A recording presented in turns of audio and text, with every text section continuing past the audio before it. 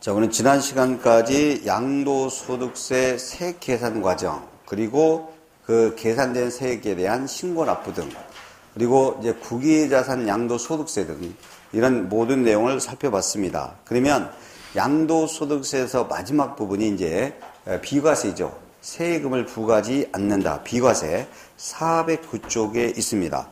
그러면 양도소득 비과세 409쪽을 보시면 매년 한 문제씩 나옵니다. 매년 반드시 출제되는 부분이 비과세가 되겠고, 그 비과세가 세 가지가 있는데 그 중에서 1세대 1주택 비과세로 거의 출제됩니다. 자, 그러면 비과세에 대해서 좀 더 설명을 하죠. 자, 양도소득세에 대한 비과세죠. 그러면 양도소득세에 대해서 비과세란 말은 부과하지 아니한다라는 거죠. 그러면 이 비과세가 세 가지 형태가 있는데, 다음 페이지 보시면 첫째가 410쪽을 보면 파산선고 처분에 의한 소득은 비과세입니다. 내가 법원으로부터 파산선고를 받았어. 그러면 파산선고 처분에 의해서 파산선고에 의한 처분을 해요. 파산선고 받아가지고 부동산 등을 처분해. 그러면 처분으로 소득은 세금을 부과하지 않습니다. 않아요. 그 다음에 두 번째는 농지의 교환 분합입니다. 농지를 교환하거나 분할 합병을 말합니다. 내 것 토지 일부 분할해서 다른 상대방의 토지를 또 합병, 이렇게 분합 또는 바꾸는 거, 교환. 그 농지 교환 분합은 무조건 요것만 하시면 돼. 요것만 하시면 돼요. 제가 항상 이렇게 똑같이 예를 들겠습니다. 갑소유 농지를 A 농지라고 그래요. 그 다음에 을이 소유하는 농지가 B 농지라고 그래요. 그러면 이 A 농지 가격은 10억이고 B 농지 가격은 8억이라고 가정합니다.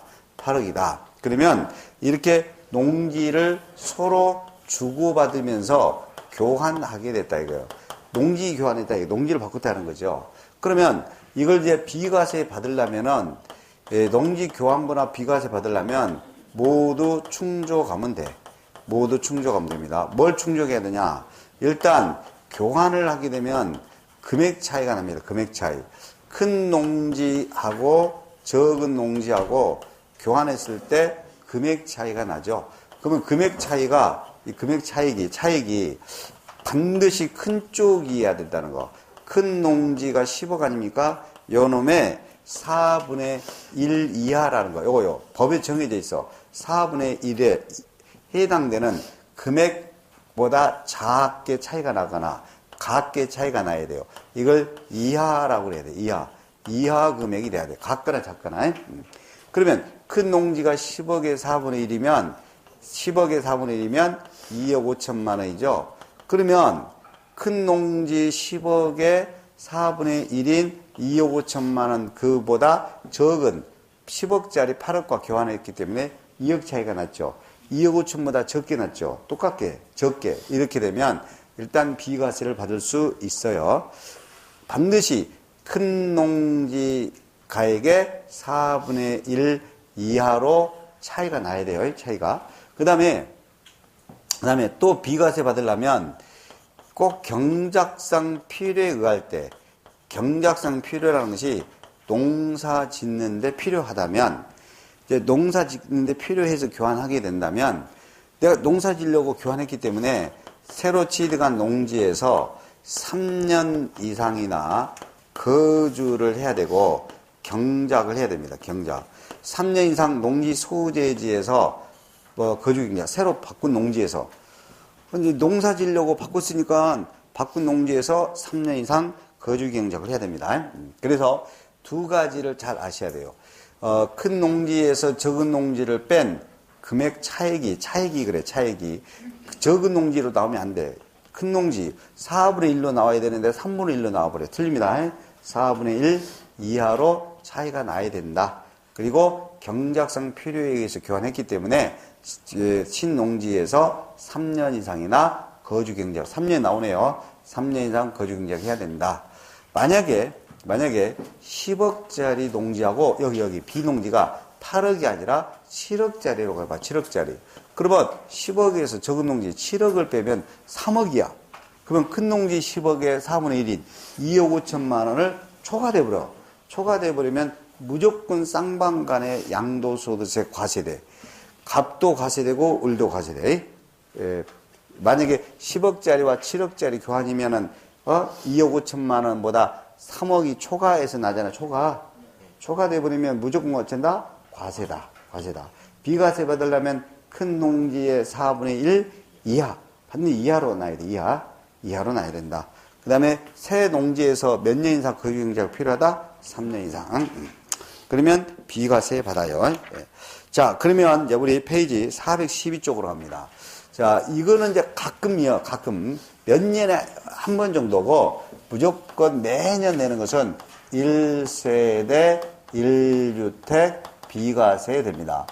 자, 1세대 1주택 비과세가 엄청나게 복잡해요. 엄청나게 복잡합니다. 우리 교재 페이지가 뭐 30페이지 넘게 쭉 써져 있어요. 절대 이런 거 다 하는 거 아닙니다. 무조건 제가 한 부분에서만 출제가 됩니다. 제가 한 부분에서만. 자, 일단은 1세대 1주택 비과세라는 말은 이렇게 돼야 돼. 이렇게 돼야 돼. 1세대가 1주택을 그래. 1주택을 2년 이상 보유하고 양도하는 주택을 말합니다. 양도하는 주택을 말해요. 그러니까 1세대란 말 나와 있고 1주택이란 말 나와 있고 2년 이상 보유하고 양도하는 거죠. 그죠? 물론 조정 대상 지역 일부 지역은 2년 이상 거주를 해야 되는 것도 있어요. 근데 그거는 일부 조정 지역만 해당되니까 그걸로는 시험이 안 나와. 그냥 1세대 1주택이고 2년 이상 보유하고 팔면 돼. 그러면 여기 1세대 요건도 해당돼야 되고 1주택의 요건도 돼야 되고 2년 이상 보유도 돼야 되잖아요. 그래서 하나하나씩 보겠습니다. 먼저는 1세대입니다. 자, 앞으로 우리가 이제 1세대를 할 때요. 소득세법에서 1세대라고 하는 것은 원칙이 거주자 및 배우자가 그래요. 나 거주자 및 배우자가 그러면 배우자가 그러니까 배우자가 있어야 된다는 소리네. 그러면서 생계를 같이 한다라고 해요.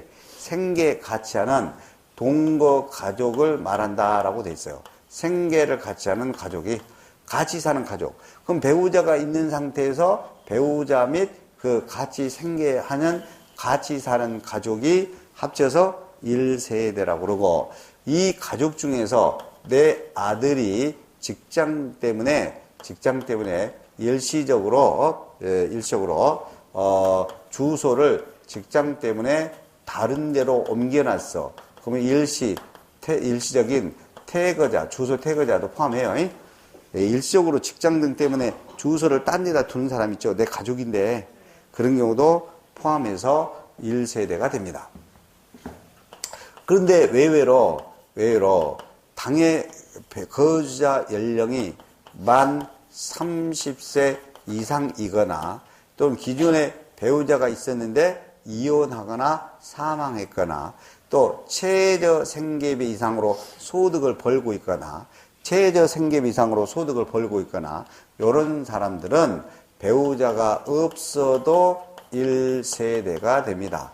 그러면 여러분 요걸 생각하면 돼요. 이거 일일이 하지 마시고 배우자가 있는 상태에서 생계를 같이 하는 한 가족을 1세대라고 그러고 일시적인 주소를 딴 데다가 옮겨진 자도 포함해서 1세대가 되는 건데 근데 배우자가 없이 미혼으로 혼자 사는 사람도 만 30세 이상이 되면 뭐가 된다? 1세대가 되구나. 내 자녀가 딴 데에서 혼자 결혼하지 않고 사는데 30세 이상이 된 상태예요. 그러면 내 자녀도 미혼인 상태지만 1세대로 본다 이 말이에요. 그래서 배우자가 없어도 1세대로 본다는 것을 아시면 되고 그리고 이게 더 중요합니다. 부부는 각각 따로따로 살더라도 따로따로 세대를 구성하더라도 무조건 하나의 동일한 세대로 본다라는 것이 중요해요. 예. 그러니까 남편은 직장 때문에 서울에서 세대를 따로 구성해서 살고 있고, 아내는 또 청주에서 또 세대를 구성하면서 따로 살고 있어요. 그러면 각각 부부가 세대를 달리해서 살고 있죠. 그래도 동일한 한 세대로 보는 겁니다. 동일한 한 세대로. 그럼 합친다 이거예요. 부부의 주택수는 동일한 한 세대가 되니까 각각 따로따로 살더라도 뭘로 보자? 동일한 세대로 본다. 그러면 결론은 1세대라는 것은 같이 사는 배우자가 있는 상태에서 같이 사는, 함께 사는 가족이 1세대인데, 근데 배우자가 없어도 30세 이상인 경우 등은 혼자 따로 살더라도 1세대로 본다. 부부는 무조건 동일한 세대로 본다. 따로따로 살더라도. 자, 그 다음에 이제 1세대는 끝났어. 이제 1주택이 1주택이야 돼. 자, 비과세 받으려면 이렇게 1세대에 해당되더라도 비과세 받으려면, 원칙이 파는 날짜요. 양도일 현재 날짜에 국내에서 1주택이어야만 비과세 받아. 국내에서 1주택이어야 돼. 그러니까 외국의 2개 주택과 국내 1개 주택을 가지고 있어도 1세대 1주택이요. 왜? 국내 1개 주택만 따지니까. 그리고 양도일 날짜로 따져야 돼. 언제로 따져? 양도일 날짜, 현재. 국내 1주택이어야 돼. 그런데 이게 이제 수차례 나왔잖아요, 이게. 이제 작년 29일 때도 여기서 내버렸네. 여기서 잘 내는데, 자, 분명히 2개 주택에도 봐요. 1세대 1주택으로 본다요. 그냥 특례요. 1세대 1주택으로 봅니다. 자, 지금부터 이런 것도 1세대 1주택으로 봅니다. 이런 것도. 자, 먼저 동그라미 1항. 거주 목적이라고도 하고, 또는 주거 이전 목적이라고도 하고, 일시적인 거라고도 해. 그래서 일시적 2주택 또는 주거 이전 목적이라고도 해요. 주거 이전 목적이라고 해도 됩니다. 일식 2주택인데 요것만 잘 보시면 돼요. 자, 종전주택이란 말을 씁니다. 옛날에는 이제 기존이란 말을 썼는데 이번부터 용어가 바뀌어가지고 종전주택이라고 그래요. 종전주택을 취득된 때로부터 반드시 1년 이상은 이미 지났다 이거예요. 종전주택을 취득해가지고 1년 이상이 지났는데 이거를 새로이를 신규란 말로 바뀌었어. 새로 취득되는 것이 신규주택이요. 신규주택은 매입에서 취득할 수도 있고 건설에서 취득할 수도 있고 매입이든 건설이든 간에 신규주택을 취득을 했어. 그러면 신규주택을 취득하면 2기가 됐잖아. 그러면 반드시 신규주택을 취득일로부터 3년 이내란 말이 포인트예요. 3년 되기 전에 종전의 주택을 양도해야 돼. 뭘 양도한다? 종전주택 양도다. 그러면 몇 개 상태에서 양도입니까? 2개 상태에서 양도죠. 그죠? 신규주택을 취득한 다음에 양도하는 거잖아요. 그럼 2개 주택에서 양도하는데 뭘로 보자? 1세대 1주택으로 본다. 세금이 비과세 받아. 2개라도 1세대 1주택으로. 3년 이내란 말이 아주 핵심입니다. 신규주택 취득 후 3년 이내. 그 다음에 두 번째는 상속으로 2주택이 되겠습니다. 자, 먼저는 우리가 일반 주택이 있습니다. 일반 주택은 내 겁니다, 내 거. 상속 개시 당시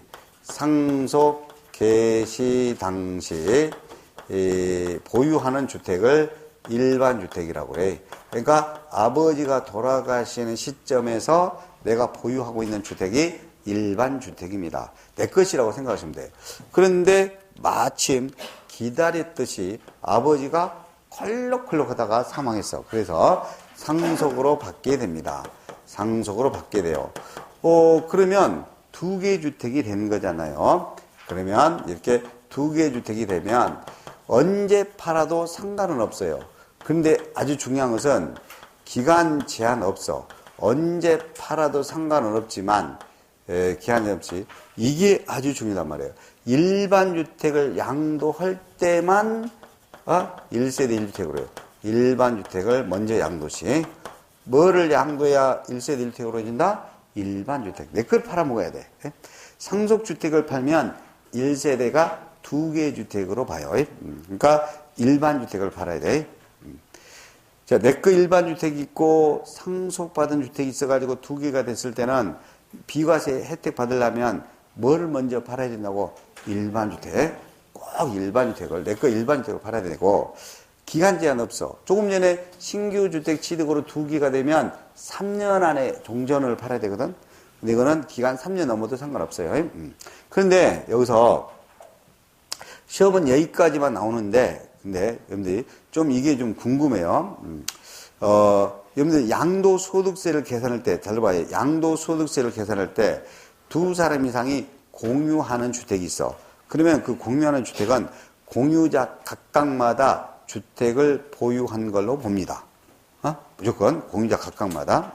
그러니까 세 사람이 공유하고 있으면 공유자는 각각 해당 주택을 다 소유한 걸로 봐요. 그러면 예를 들어서 내가 공유주택이 하나 있고 일반 주택이 내가 하나 또 있어. 그럼 나는 1세대 2개 주택으로 봐버려요. 왜? 공유주택도 공유자의 주택으로 다 계산해버리니까. 근데 단서가 있어. 공동으로 상속된 주택이요.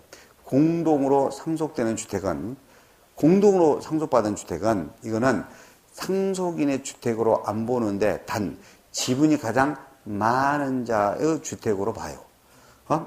공동상속주택은 한 사람 것으로 봐요. 누구? 지분이 가장 많은 자. 알겠어요? 그러나 일반 공동소유주택은 양도소득세 계산할 때 공유자마다 각각 주택 소유로 본다. 공동상속주택은 누구 것으로 계산한다? 공동상속주택은 누구 소유로 한다고? 상속 지분이 가장 많은 자. 그 다음에 상속 지분이 가장 많은 자가 두 사람 이상이면, 사망 당시 그 상속주택에서 거주하는 자. 이렇게 순서가 있어. 우리 교재에 그런 순서가 써놨어. 할 필요가 없어요. 할 필요가 없고. 하여튼, 공동상속주택은 지분이 가장 많은 사람의 주택으로만 인정해준다. 오케이? 그냥 일반 공유주택은 공유자마다 각각 그 주택을 소유한 것으로 본다. 됐어요. 됐고. 그 다음에 세 번째, 60세 이상의 그럽니다. 60세 이상, 직계존속과 직계존속. 여기서 배우자의 직계존속 포함합니다. 배우자의 직계존속 포함한다. 그러니까 우리가 배우자 직계존속과 합침으로써 2주택이 되는 경우가 있어요. 장인, 장모랑 합치는 경우도 돼요. 내 배우자의 직계존속이랑도 포함해도 되는데, 중요한 것은 60세 이상이 되는데, 여기서 두 부모가 다 60세 이상이 아니어도 돼. 한 사람은 60세 미만이어도 포함돼. 다른 한 사람이, 다른 한 사람이, 한 사람이 1인이 60세 미만이어도 포함돼요. 60세 미만도 포함. 자, 그러니까 예를 들면 이렇단 말이죠. 어머니는 62세인데 아버지는 58세라니까. 그러면 어머니가 60세 이상이 됐잖아, 한 사람이. 근데 아버지는 58세로 60세 미만이어도 돼. 그래서 합쳐. 그러면 부모 거하고 내 거하고 2개가 되잖아요. 합치다 보니까. 그래가지고 합쳐서 2개가 됐을 때는 꼭 이게 포인트예요. 합친 날로부터 10년 이내란 말을 써야 돼요. 몇 년 이내? 10년 이내. 둘 중에서 먼저 양도하는 주택이, 그건 1세대 1주택으로 봐요. 10년 이내란 말이 아주 중요해요. 그러니까 60세 이상인 직계존속과 합쳐가지고 한 세대로 구성되면서, 합쳐가지고 한 세대가 되면서 2개 주택에 해당되게 되면 합친 날로부터 몇 년 안에? 10년 안에 직계존속, 부모 거를 먼저 양도해도 되고 또는 내 거를 먼저 양도해도 되고, 먼저 양도하는 주택은 2개잖아요. 2개 상태에서 양도할 거 아니에요. 그래도 뭘로 본다? 1세대 1주택으로 본다. 한 부모가 60세 미만이어도 상관없다고 그랬어요. 그 다음에 배우자의 직계존속도 포함합니다. 배우자의 직계존속이랑 합치는 경우도 상관없어요. 자, 근데 올해 하나 또 추가 신설됐어요. 뭐냐면 두 분 다 60세 미만이야. 어머니, 아버지 다 60세 미만이야. 근데 이때 아버지가 암이라든지 희귀성이라고 그래. 희귀성의 질환 등을 걸렸어. 그런 경우는 합쳐도 돼. 두 분 다 60세 미만이도. 그래야 되지 않을까요? 생각해봐요. 아버지가 58세고 어머니는 57세예요. 근데 두 분 다 60세 미만이에요. 그죠? 근데 아버지가 암에 걸리셨단 말이야. 그럼 아버지를 부양하려고 나랑 합칠 수도 있을 거 아니에요. 그러니까 합치다 보니까 내 거 부모 거 1세대 뭐요? 2개 주택이 돼. 이런 경우도 해당된단 말이야. 암이나 희귀성 질환일 때는 두 분 다 60세 미만이어가지고 합쳐도 이렇게 됩니다. 10년 안에 팔아야 돼. 그 다음에 혼인해가지고 2주택이 됐어. 그러면 이거는 무조건요. 5년 이내 먼저 양도하는 거. 혼인해서 가지고 혼인한 날로 몇 년 안에 5년 이내 먼저 양도하는 것은 1세대 1주택이에요. 그러니까 남자도 1주택이고 여자도 1주택이라니까 혼인하면 부부로 한 동일한 부부 1세대가 됐잖아요. 가지고 두 개 주택이 되죠. 혼인한 날로부터 몇 년 이내요? 5년 이내. 남자 거든 여자 거든 두 개 중에서 먼저 양도하는 주택 두 개인데도 뭐라고 하죠? 두 개인데도 1세대 1주택으로 본다. 1세대 1주택으로 본다. 됐어요. 자, 그 다음에 이제 요렇게까지만 나오는데 그냥 참고로만 들어요. 그냥 알고만 있어요. 자, 시골 읍면 반드시 읍이나 면 단위, 읍 단위나 면 단위 지역에 농지가 많이 있어, 농지가. 그러면 그 농지 소재지 쪽으로 시골에 있는 주택을 취득을 해요. 예? 취득을 합니다. 그러면 내가 일반 주택이 있고 시골로 또 취득을 했네요. 농사 지려고. 농지가 있는 소재지에 읍면 소재 주택을 취득했다니까? 가지고 세대 전원이 요 일반 주택에서 시골 그 주택으로 이사를 해요. 그럼 그 시골의 주택을 귀농주택이라고 해요. 뭐라고 그래요? 귀농주택. 그러면 영농 목적으로 읍면 소재 귀농주택을 취득하여 세대 전원이 그 귀농주택으로 이사를 합니다. 이사해요. 그러면 이 귀농주택을 취득한 후 5년 안에 기존의 일반 주택을 팔게 되면 1세대 1주택으로 비과세가 됩니다. 시골로 귀농 후 몇 년 이내 양도하는 거에 대해서 5년 이내 양도하는 거에 대해서. 그리고 처음에 귀농해서 처음으로 양도하는 일반 주택 한 개만 비과세 혜택이 돼요.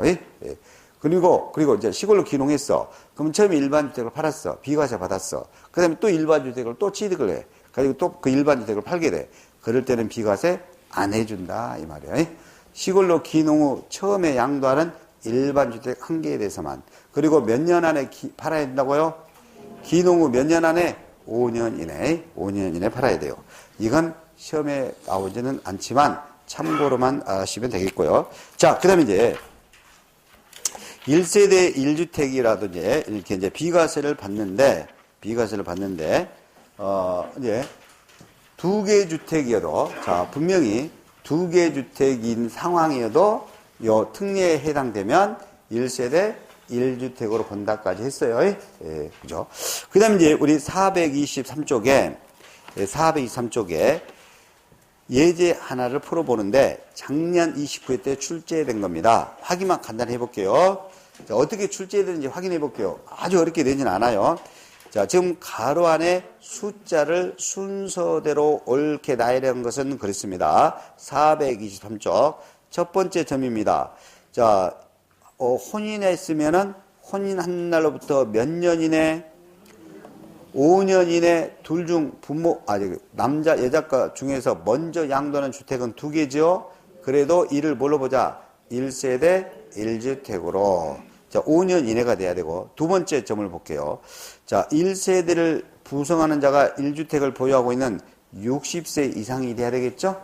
직계존속은 60세 이상. 그리고 배우자 직계존속 포함된다는 말 들어있고, 직계존속 부모 중에서 어느 한 사람은 몇 세 미만이어도 돼.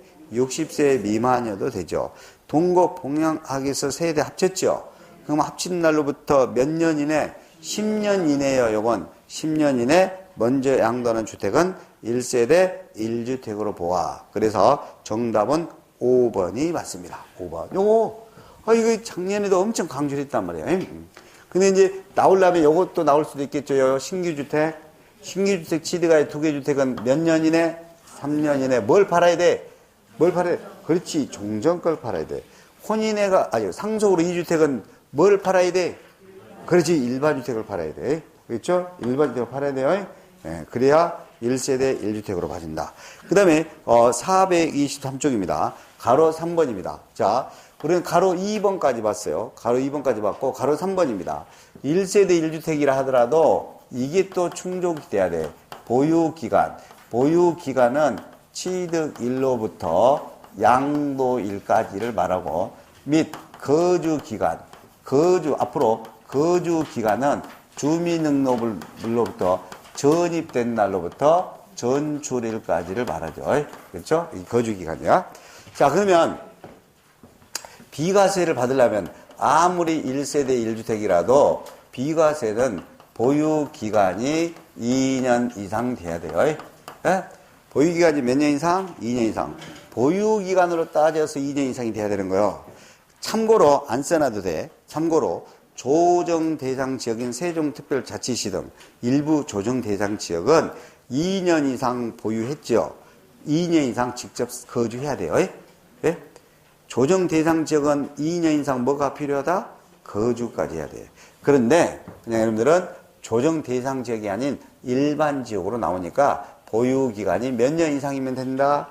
2년 이상이면 된다. 그런데 이 특례가 있단 말이야. 자, 이번에는 이걸로 낼 가능성이 가장 크죠. 자, 2년 이상 보유하지 않더라도 또는 2년 이상 거주를 하지 않더라도 제한 없이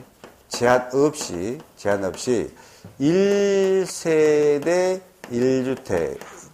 1주택이면 비과세가 되는 특례가 있어. 비과세가 되는 특례. 그러니까 방금 1세대 1주택이라도 보유기간이 2년 이상은 돼야 되지 않나요? 그래야 비과세 해준다니까? 그런데 2년 이상 보유를 하지 않았어. 6개월밖에 보유를 안 했어. 또 조정 대상 지역은 6개월밖에 거주를 못했어. 그래도 1세대 1주택이면 비과세가 됩니다. 2년 이상 보유하지 않아도 되는 거 여러 가지가 있는데 무조건 5가지 정도만 아시면 되겠습니다. 들으면 이해 쉬워요. 자, 먼저는 건설 임대주택이죠. 자, 건설 임대주택은 임차를 해요. 임대주택을 임차를 해요. 건설에서 임대되는 주택을 임차를 들어가요. 임차. 그럼 임차일로부터 나중에 분양받아서 양도일까지 5년 이상 직접 거주를 했으면 상관없어요. 거주했으면. 그러니까 새로 건설돼서 임대된 주택을 내가 임차를 해. 그리고 살다가 해당 주택을 분양받아. 그럼 분양받아서 1주택이 됐네. 그럼 분양받아서 양도를 해. 그러면 분양받아가지고 양도된 날까지 보유기간은 6개월밖에 안 됐어. 근데 옛날 세를 들어가서 살았잖아. 임차일로부터 양도되는 날까지 5년 이상 해당 주택에서 거주 사실이 있지. 그러면 이 주택은 2년 이상 내가 보유하지 않아도 돼. 왜? 5년 이상 거주한 사실이 있으니까 임차해가지고. 그러면 이건 3달 전에 분양받았어. 3달 전에 분양받았어. 오늘 양도해. 그럼 보유기간은 3달밖에 안 돼. 그래도 임차일로부터 양도일까지 5년 이상 거주가 되면 보유기간 3달밖에 안 됐어도 1세대 1주택이면 비과세가 된다 이거요. 알겠어요? 네. 건설 임대주택 임차일로부터 따져서 몇 년 이상 거주가 필요하다? 5년 이상. 그 다음에 수용 후 경우요. 여러분 수용되는 경우는 2년 이상 보유하지 않아도 돼. 협의 매수 포함해서. 지자체 등에서 수용하는 경우가 있잖아. 내가 주택이 1주택밖에 없고 6개월밖에 보유를 못했어. 근데 도로를 개설한다고 내 주택을 수용을 한다니까? 그럼 이 수용되는 주택은 6개월밖에 보유를 못했다니까? 그래도 1세대 1주택이면 비과세가 돼. 2년 이상 보유하지 않아도 되는 거야. 그 다음에 세대 전원이 출국을 하는 경우가 있어. 근데 세대 전원이 출국을 하게 되는 것은 두 가지 형태가 있습니다. 자, 당연히 해외 이주로 출국할 수도 있고, 국외에서 1년 이상 거주를 하려고 출국할 수도 있겠지.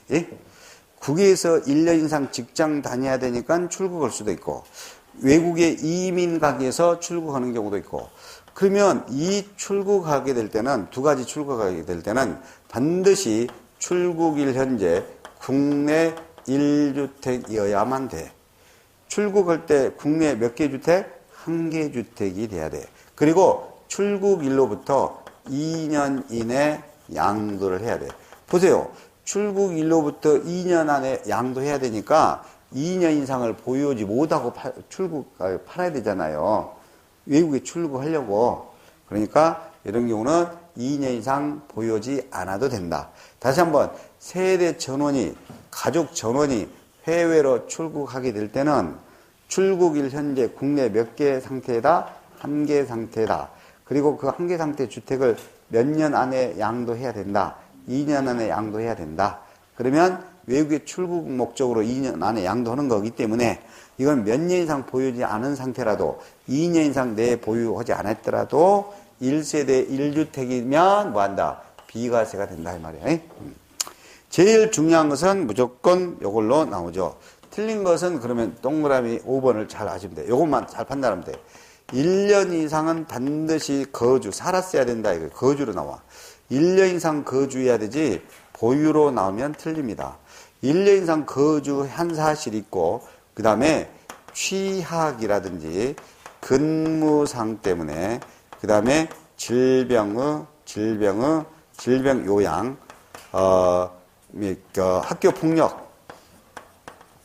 학교 폭력 등 부득이한 사유로 다른 시군으로 이사를 합니다. 다른 시군으로 이사를 합니다. 자, 그럼 예를 들어 볼게요. 1년 이상 청주시에서 거주한 주택이 있습니다. 거주했어요. 1년 이상. 거주는 해야 돼. 살아야 돼. 근데 갑자기 세종시로 발령나. 그러면 근무상 형편 때문에. 또 얘가 학교 폭력이 시달려. 그러니까 어쩔 수 없이 청주시의 주택을 팔고 세종시 등 다른 시, 다른 군으로 이사합니다. 그러면 이 청주시에 있는 주택은 2년 이상 보유하지 못한 상태네. 근데 1세대 1주택이야. 비과세 해줘야 돼. 생각해봐요. 부득이한 사유로 이사 가는 거 아니에요. 고등학교 이상의 취학, 근무상, 직장 때문에 질병을 치료 목적으로, 그 다음에 학교 폭력이 시달리니까 이러한 부득이한 사유로 청주시에서 세종시 등 다른 시, 다른 군으로 이사하잖아요. 그러면 2년 이상을 보유하지 못했다니까? 1년 6개월밖에 보유를 못했어. 그래도 비과세 받아. 왜? 1년 이상은 살았고 이런 사유로 이사하니까. 그런데 이런 사유로만 이사가 돼야 되는데, 여기서 만약에 사업상 형편으로 다른 시군으로 이사한다 그러면 무조건 틀려버립니다. 이거는. 사업상 형편으로 다른 시로 이사하는 것은 인정을 안 해줍니다. 왜 인정을 안 해주느냐? 자, 물어봤어요. 어떤 사업상 형편 때문에 청주시에서 세종시로 이사하느냐라고 물어봤더니 연애 사업을 하려고 그렇기 때문에 이사한다. 이렇게 할 수도 있다라는 것이죠. 그래서 사업상 형편은 인정해준다 안 해준다? 안 해준다 이거야. 그래서 여기 사업상 형편으로 들어가가지고 틀린 것이 몇 번 나왔고, 여기를 1년 이상 보유로, 또 6개월 보유로, 이렇게 나오면 틀려요. 반드시 1년 이상 거주, 취약, 질병 요양 등 부득이한 사유로 다른 시군으로 이사해. 알겠죠? 시군이 다른 데로 이사해야 돼. 그리고 이것 외에도 또 있는데 시험에 나오진 않고 5개만 잘 알아두시면 돼요. 그러면 어떻게 나오냐? 보유기간, 거주기간 제한 없이 1세대 1주택이면 비과세를 적용하는 것이다. 적용한다. 이에 대한 것으로 틀린 것은 그러면 시간이 없어. 그러면 얼른 5번 찍어버려. 여기를 사업상 형편으로 되거나 보유로 되거나 이렇게 틀리게 나옵니다. 자, 그 다음에 자, 우리가 이렇게 1세대, 잘 들어봐봐요. 1세대 1주택 2년 이상 보유 등 했어요. 그러면 비과세를 받는데 해필이면 팔아먹기를 양도하기를 9억이 넘게 양도를 해버렸어. 10억에 양도해버렸어. 그러니까 다시 말하면 1세대 1주택이고 2년 이상 보유해서 비과세를 받아야 되는데 10억에 팔아먹었다 이 말이야. 그런 것을 우리는 고가주택 양도라고 해. 고가주택 양도. 그러면 고가주택 양도는 비과세가 배제되고 과세됩니다. 9억에 초과해서 양도되는 걸 뭐라고 그래요? 고가주택 양도. 고가주택 양도는 비과세가 배제되고 과세된다라는 것만 아시면 돼요. 자, 그러면 426쪽을 봐봐요. 그러면 426쪽에 보면 그 주택과 이에 딸린 토지가 있어. 여러분들 1세대 1주택이요. 자, 지금 1세대고 1주택이고 2년 이상 보유했어. 그리고 이 주택을 팔아요. 그랬을 때 이 주택의 토지를 다 비과세해 주는 것은 아닙니다. 이 비과세해 주는 주택은 토지가 한도가 정해져 있어. 이 주택이 도시 지역의 주택이면 이 정착 면적 곱하기 5배까지만 비과세 해줘요. 5배까지만, 5배 토지까지만 비과세 해줘요. 정착 면적에. 도시 지역 밖에 있는 주택은 10배까지가 비과세 해줘요. 이 정착 면적의 10배 토지까지. 도시 지역은 몇 배 토지까지만 비과세 해준다? 5배. 도시 지역 밖은 몇 배? 10배 이내 토지만 비과세 된다. 426쪽 제일 밑에 됐나요? 도시 지역은 5배까지다. 그리고 428쪽 이미 말씀드린 것처럼 1세대 1주택인데 9억 원이 초과되어 양도되면 고가주택 양도라고 그랬죠? 그러면 비과세 배제되고 과세돼요. 과세된다는 것까지만 일단 할게요. 9억이 초과되어서 팔면 고가주택 양도다. 비과세가 배제되고 과세된다. 구체적인 계산 등 이런 것들은 나중에 한번 설명할게요. 자, 그러면 이제 1세대 1주택 비과세 부분은 다 했습니다. 자, 요 내용만 딱 끼고 있으면 한 문제 해결할 수 있어요. 해결할 수 있습니다. 예. 그리고 한 10분 정도는 안 걸릴 건데 이제 4장을 봅니다. 다 할 필요 없어. 나머지는 이제 여기서만 나옵니다. 여기서만. 작년에도 여기서 나왔잖아요. 아까 가로넣기 10년, 5년 등 가로넣기. 페이지 454쪽을 갑니다. 이제 454쪽 마지막 이제 사업소득이 나와 있습니다. 근데 사업소득은 제조업, 임업 등등등등 여러 업에서 벌어들인 소득이 사업소득인데 우리 중개사 시험은 3가지만 나옵니다. 부동산 매매업. 그래서 여러분들 부동산 매매업은 454쪽에 그냥 이렇게만 하시면 돼요. 부동산 매매업은 계속적 반복적으로 사업적으로 부동산 매매를 해요. 사업적으로 매매 거래되면 무슨 소득으로 본다고? 사업소득이요. 상가 등을 들어봐요. 상가 등을 사업적으로 신축해서 팔아요. 사업적으로 신축해서 팔아. 그러면 뭐가 돼? 부동산 매매업. 사업소득이에요. 사업소득. 사업소득은 종합소득세로 돼요. 상가 등을 신축해서 사업적으로 양도를 매매를 하게 되면 무슨 소득? 사업소득. 그 다음에 457쪽을 봐요. 다른 거 안 나온다니까요. 457쪽에 제일 위에 주택 신축 판매라는 것이 있어. 여러분들 주택 이제는 상가 등 아니에요. 주택 원룸 등을 신축해서 사업적으로 팔게 되면 건설업으로 봐요. 그러니까 틀리네. 상가 등을 신축해서 사업적으로 팔면 부동산 매매업. 그다음에 주택 원룸 등을 신축해서 팔게 되는 경우는 뭐요? 건설업. 둘 다 사업소득이 됩니다. 사업소득 둘 다. 자, 그 다음에 이제는 457쪽입니다. 하단에 부동산 세를 줍니다. 임대업이라고 되어 있네요. 부동산 임대업. 자, 부동산 임대로 인한 소득도 사업소득입니다.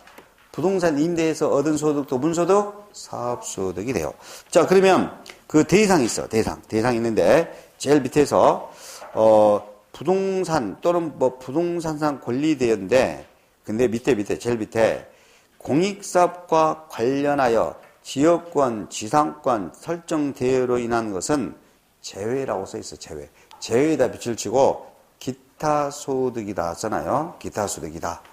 자, 그러니까 다시 말하면 A 부동산이나 부동산상 권리 전전세 등 전세권, 임차권, 전전세 등을 해서 얻은 소득은 부동산 임대로 인해서 사업소득이라니까요.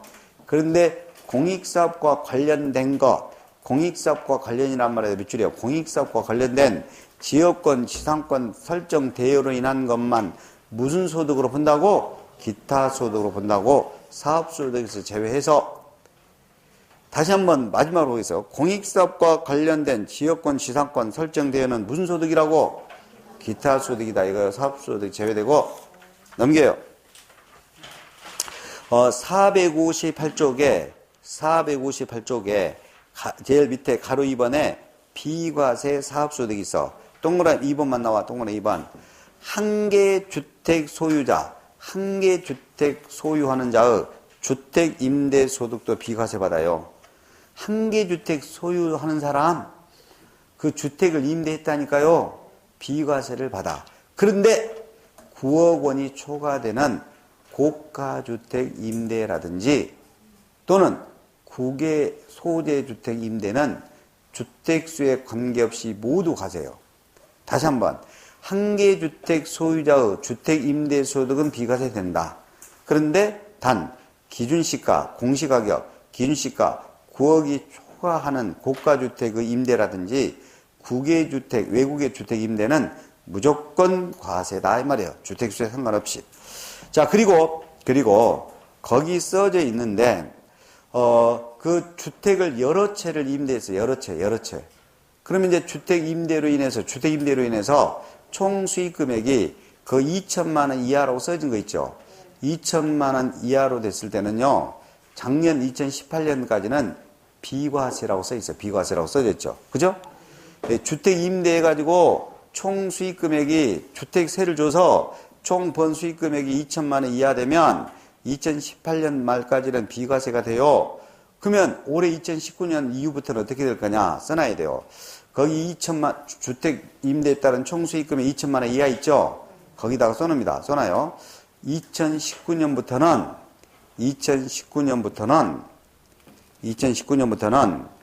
14%로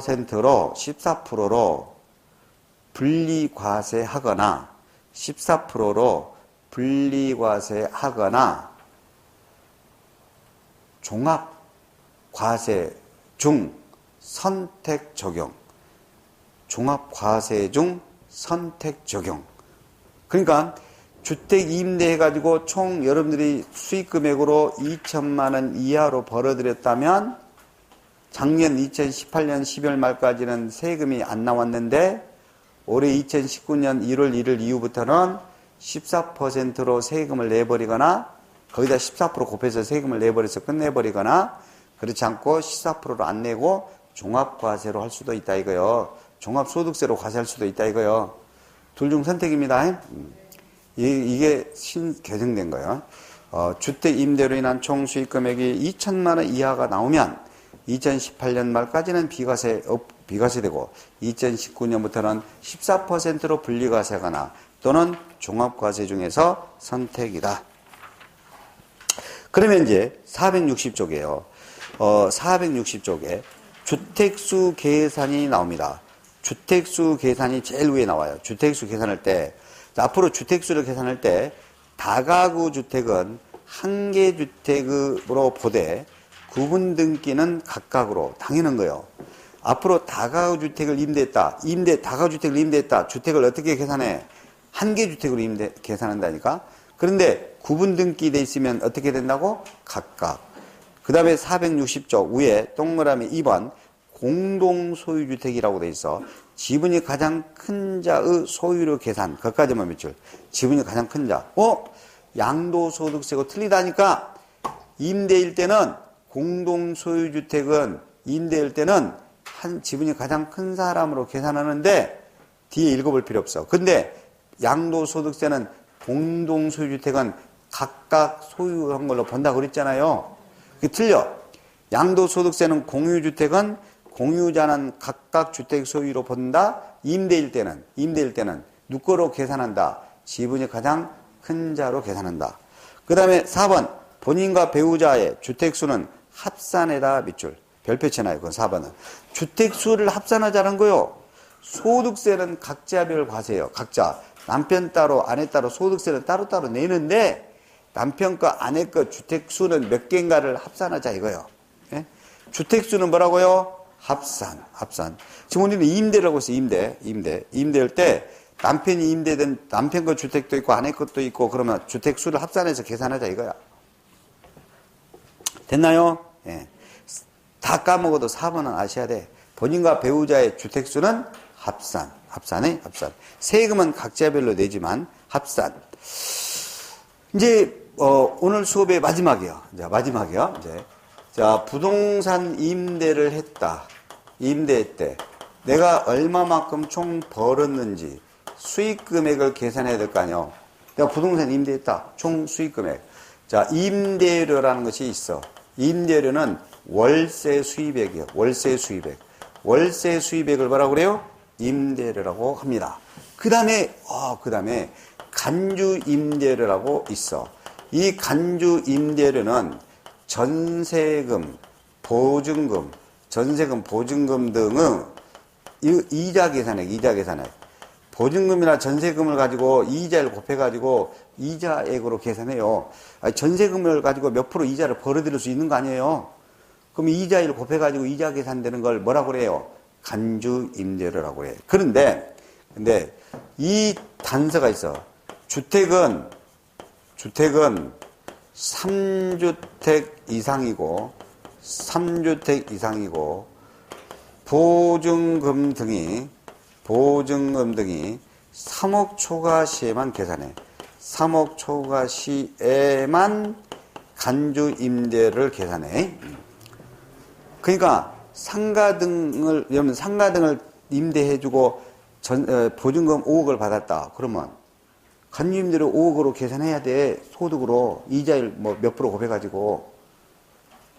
그런데 주택은 잘 들어봐요. 내가 주택을 두 채 주택이고 주택을 임대해주고 보증금으로 전세금으로 5억을 받았어. 이럴 때는요, 이 주택 5억 보증금에 대해서는 간주임대료 계산 안 합니다. 왜? 주택이 두 채밖에 안 되니까. 반드시 두 개를 다 충족해야 돼. 두 개 다. 세 개 주택이어야 되고, 세 개 주택 이상이 돼야 되고, 보증금 전세금이 3억이 초과돼야 돼. 그래야 주택은 간주임대료를 소득으로 계산하는 거예요. 에? 주택은 몇 채 이상?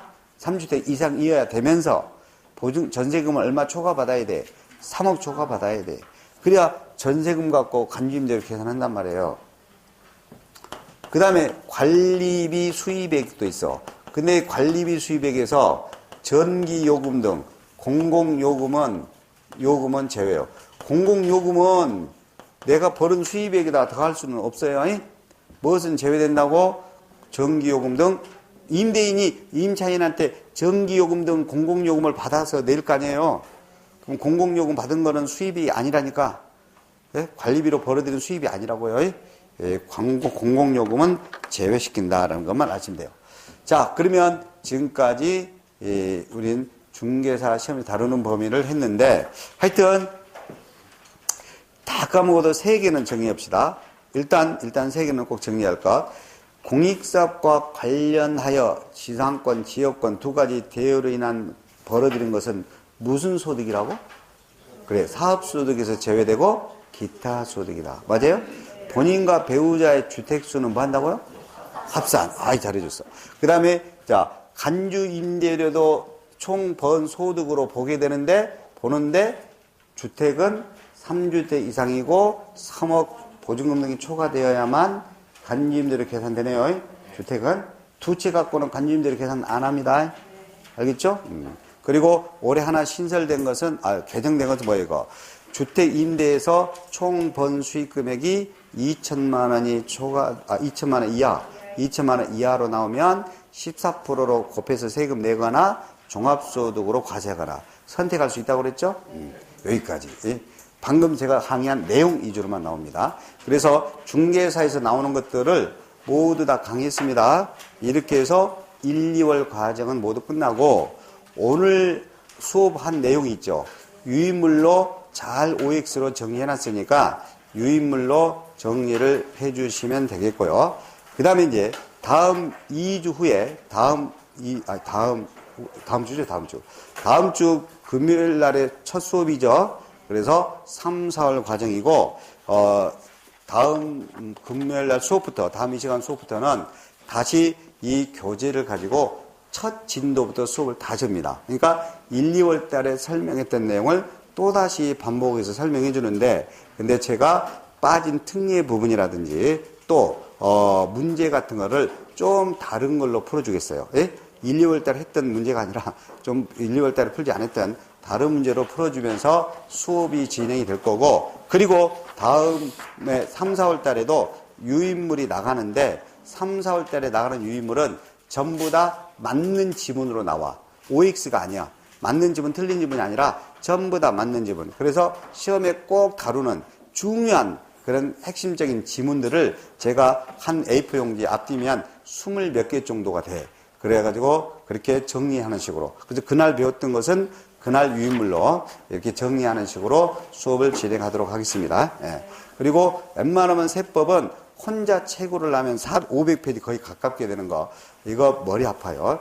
예. 그러니까 수업을 통해서 시험에 나올 것 위주로 수업을 통해서 여러분들이 계속 반복적으로 공부해 나가면 됩니다. 자, 오늘 여기까지 하겠습니다. 수고 많았습니다.